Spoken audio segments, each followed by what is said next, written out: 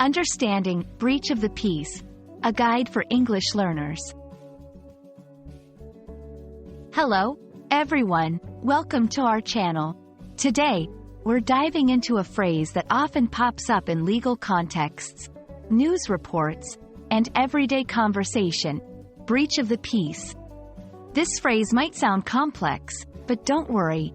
By the end of this video, you'll understand what it means, how it's used, and why it's important. So, let's get started. Breach of the peace is a legal term that refers to acts that disturb or threaten to disturb the public order or tranquility.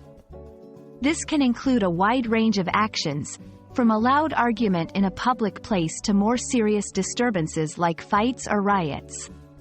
It's important to note that what constitutes a breach of the peace can vary depending on the laws of the country or region. To better understand this concept, let's look at some examples. Shouting aggressively at someone in a public area, causing alarm to others. Organizing or participating in a riot. Playing loud music late at night in a residential area, disturbing the peace of the neighborhood.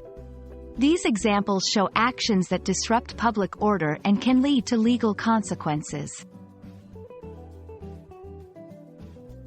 When someone commits a breach of the peace, they may face various legal consequences, such as fines, community service, or even arrest. The severity of the punishment often depends on the extent of the disturbance and the laws of the jurisdiction.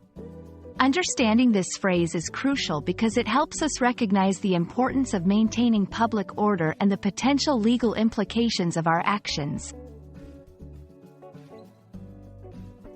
To help you incorporate this phrase into your English vocabulary, here are a few sentence examples.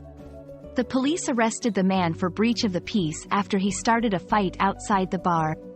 Playing music loudly at night might be considered a breach of the peace. The demonstration was peaceful and did not result in any breach of the peace. These sentences show how breach of the peace can be used to describe actions that disturb public tranquility.